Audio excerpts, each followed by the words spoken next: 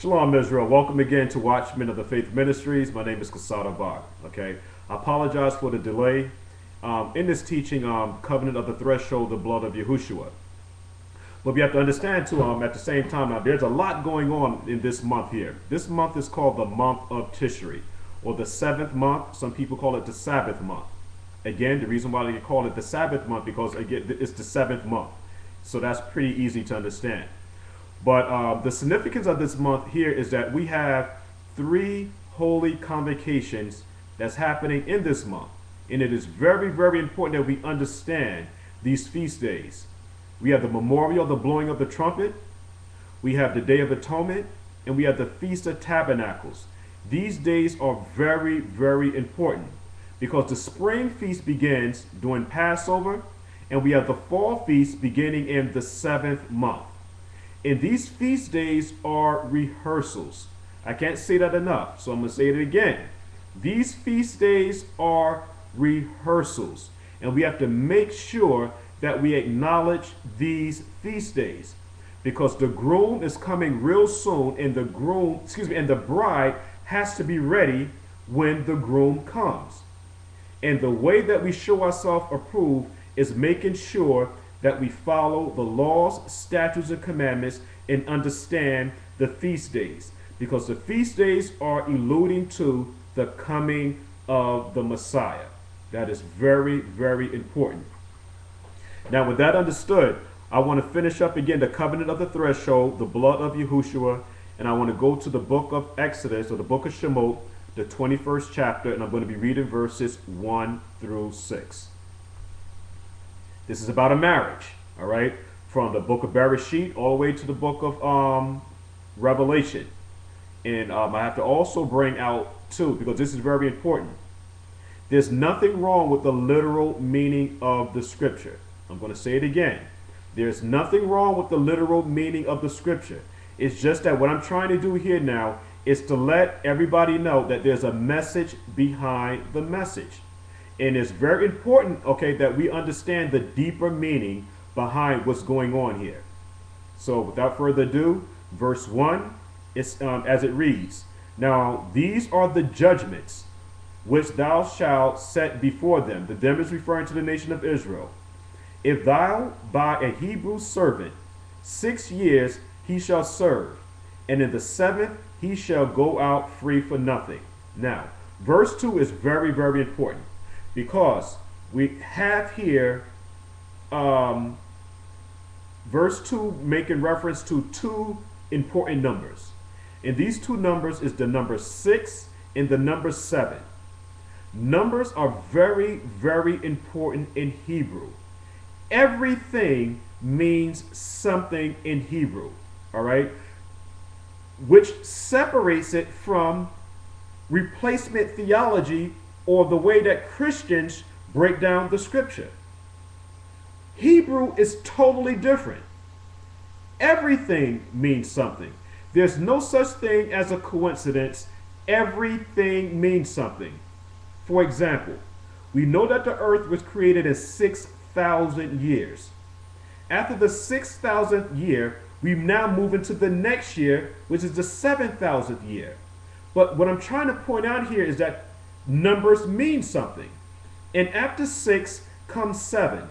7 represents rest. It's the Sabbath. Okay, it represents rest here. So how does this now relate to what's going on in verse 2 with this Hebrew servant? At the end of 6 years, the 7th year, or the Sabbath month, or the Sabbath year, he gets the opportunity to rest. He gets the opportunity to return to his own place of residence. It's a rest period. For example, when we look at the Jubilee is announced in the 7th month, the 10th day, during the time of the Day of Atonement. That is very, very important that we understand the count. With that understood now, 7 times 7 is 49. Making reference to years here now. In the next year, the 50th year, okay, is the year of Jubilee. That's when the captives now get the opportunity to go back into their homeland.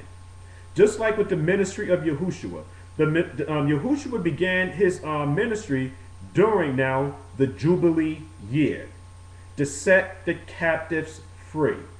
And I'll go into that a little bit deeper. But again, I just want to make sure that everybody understands that numbers means something in Hebrew. Nothing is by coincidence. Just like with the pictographs, all of that means something. I don't want to get too far off the topic here. I just wanted to bring out some information on what's going on in verse 2, that these numbers mean something. In this Hebrew servant here, he gets the opportunity now in the 7th year. He should go out free for nothing. He gets the opportunity to rest. He gets the chance to go back now to his own piece of property, his own homeland. Verse 3, if he, the Hebrew servant, came in by himself, he should go out by himself. If he were married, then his wife should go out with him. Verse 4, if his master, where it says if his master, his master here is referring to Yahuwah, the Father. That's our master. That's the ultimate master there, is Yahuwah.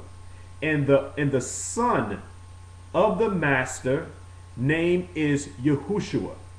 So now, if his master have given him a wife, and she have borne him sons or daughters, the wife and her children should be her master's. He should go out by himself. So what is verse 4 talking about? The master gave the servant. The master is Yahuwah. Again, the master gave the servant a wife. The Most High gave me a wife, gave all of us wives, sons, and daughters. But the sons and daughters belong to the Father. So being that the sons and daughters belong to the Father, what we have to ask ourselves, what is now the responsibility of the sons and daughters? The responsibility of the sons and daughters is to follow the laws, statutes, and commandments, to follow the Torah, to be the self-revelation of the Father and the Son in the world. Because the sons and daughters belong to the Father, the Master. We're supposed to be in covenant relationship with the Father and the Son. Verse 5, and if the servant shall plainly say, I love my master, this is the responsibility of us as Israelites in saying that we truly, without a doubt, wholeheartedly love the master. And again, like I said, who was the master? The master is the Father, Yahuwah. And if the servant shall plainly say, I love my master, my wife, and my children, I will not. I'm going to say it again. I will not. And the operative word that I want to capitalize on is the word not. Go out free. So what's going on with verse 5?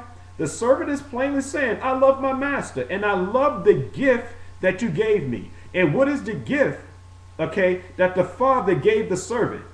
The gift is the wife, the sons and the daughters. And this servant is saying collectively, me, my wife, and my children will not go out free from you. That is supposed to be the mindset of each and every Hebrew Israelite. Okay? We do not want to break wedding contract with the Father and the Son. We don't want that. We want to stay into covenant relationship with the Father and the Son. And this is what's going on here in verse 5. We're going to read it again. And if the servant shall plainly, with all his heart and with all his soul, shall plainly say, I love my master. I love my wife and my children, because these are all the things that the master gave the servant. I will not go out free. Verse 6. Then his master shall bring him unto the judges. I'm talking about the ultimate judge. The ultimate judge here is Yahushua. The master is the Father, Yahuwah, and the judge is Yahushua. The Father gave the chain or the baton over to the judge, which is YAHUSHUA. Now, and if his master shall, and his master shall bring him into the judge, he will also bring him to the door. The door is making reference to YAHUSHUA. That is very important for us to understand. The door is YAHUSHUA. It's the Messiah. He shall bring him to the door or unto the doorpost. Why does it say the doorpost? The doorpost is very important because the blood of YAHUSHUA is on the doorpost. And where can we find that at? We go to the book of, we stay in the book of Shemot. Let's read the 12th chapter, verse 7.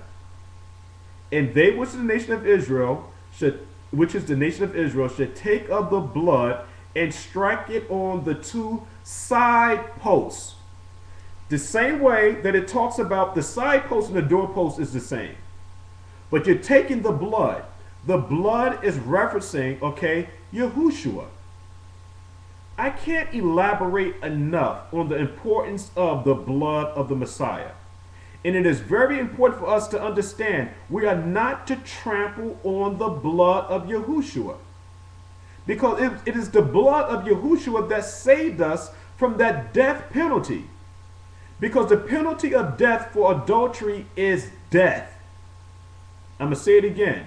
The penalty for adultery is death. And YAHUSHUA, okay, poured his blood out for the nation of Israel. The blood is the seal. The blood is the redeeming factor for the nation of Israel. And again, we must make sure that we don't trample on the blood of the Messiah. So I'm going to read it again. And they should take of the blood, and this blood is, at this particular point, is a lamb. But the lamb is referencing YAHUSHUA. All of this is alluding to the Messiah. The blood of goats and lambs and bullocks, all of that is alluding to the coming of the Messiah. And they should take of the blood and strike it on the two side posts and on the upper doorpost of the house, and they should eat it. Now, going back to verse 6 in the book of Shemot, the 21st chapter, it says, and this master shall bring him into the judges, and he shall bring him to the door, and the door is alluding to, or it means the Messiah, or into the doorpost. It means the same thing. And his master shall bore his ear through with an anvil, and he shall serve him forever. Verse 6 is so important, Israel. I can't even begin to elaborate on this, but I'm going to do my best here. Verse 6 is very, very important. What's happening here now, we have this servant. He don't want to leave the master. So he's brought to the judge, and he goes to the doorpost. And what's happening now is that they're going to make a decision or bore his ear to the doorpost. So if you were to take a person's ear, all right, and you bore my ear, okay, to the doorpost, what's going to happen? Blood is now going to trickle down from my ear down the doorpost. The same way that it happened in the book of Shemot, the 12th chapter, when Israel was asked to put the blood on the doorpost. When you put the blood on the doorpost, you're now supposed to be in covenant relationship with the people that's in the house. So this is what's going on in verse 6. We have this Hebrew servant who don't want to break covenant relationship. He wants to be in covenant relationship with the people that's in the house. The person that built the house is YAHUSHUA. It tells you that when we understand in its entirety what the word Bereshit means. YAHUSHUA built a house. He built a house for the bride. And what's happening again is that when you bore again your ear to the doorpost and the blood trickles down on the sides of the doorpost, you're now in covenant relationship with the people that's in the house. And the one that is governing the house is the Father and the Son. That's the whole thing about the marriage. That's why I say that the blood is very, very important. Very important. And we want to be in constant relationship with